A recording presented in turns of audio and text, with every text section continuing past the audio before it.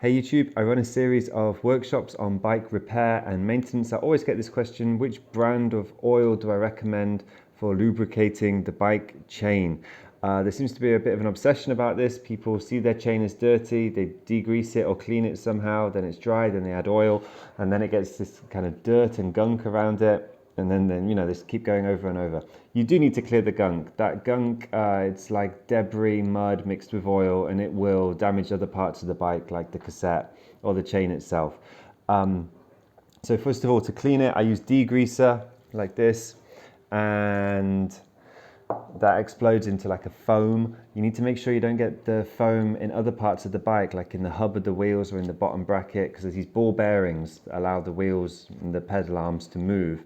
And if the degreaser gets in there, it will burn away the grease basically, and that will cause other problems. You'll feel this crunching sound. It won't be nice to ride. So if you're going to clean the chain first, use a degreaser, but just get it on the chain. Do it outside or somewhere where you don't mind the floor getting messy. And then just get a rag, back pedal, and it'll come off in the rag. And you keep doing that until this rag or cloth looks not as dirty. If the chain is really messed up, take it off. I made a video about this, how to change your bike chain. The bike removal tool is, the chain removal tool is about 8 to 10 euros, and your chain is about the same price. Measure it up and put a new one on, and that comes already oiled. Okay, if you just need to oil your chain, the recommendation I got from the head of the workshop where I did my bike repair training was to use like this old man oil, as if you had a squeaky door. So on the hinge of the door was squeaky, you'd use oil like this.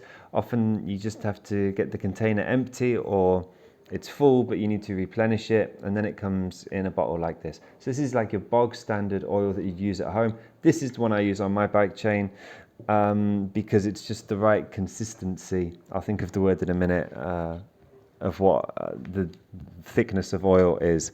Never use WD40. This is if something is rusty, you know, like a rusty lock or a bolt and a nut that you can't get free. The WD40 will just burn away that oxidized metal to loosen it up, but then it just burns away and it'll be very dry after a while. So if you put this on your chain, it's just going to burn away. It may clean it a bit, but then it's dry and it's not going to help really. So we've got the old man oil, we've got the special bike oil that I see people use on their fixies and fancy bikes. I don't like it. I find it too thick. It clumps together. It doesn't go in the nooks and crannies of the chain, so I'm not keen on these. Last option is when you buy the spray can version with the straw to get into all the kind of hard to reach places. You can use this on other moving parts of the bike, but ideally not where there's ball bearings. So just think of it. Yeah, so these are okay. They don't last that long. Some of them, I like the ones that have a white leftover. It's like a phosphate, or like it's like white grease, but it's not. It's an oil version, and that seems to last longer, and it shows you where you've sprayed exactly and where you haven't sprayed. Okay, final thing to talk about is grease. So you can't use grease on the chain, but you can use it lightly on the cassette. Grease is also really important for the seat post. If you don't grease your seat post, it will fuse with the frame of the bike and you'll never be able to lift it up or down. Hope some of those tips were useful. If so, give me a thumbs up. Any questions, put them in the comments below. Subscribe for my upcoming videos reviewing new electric bikes. Thanks.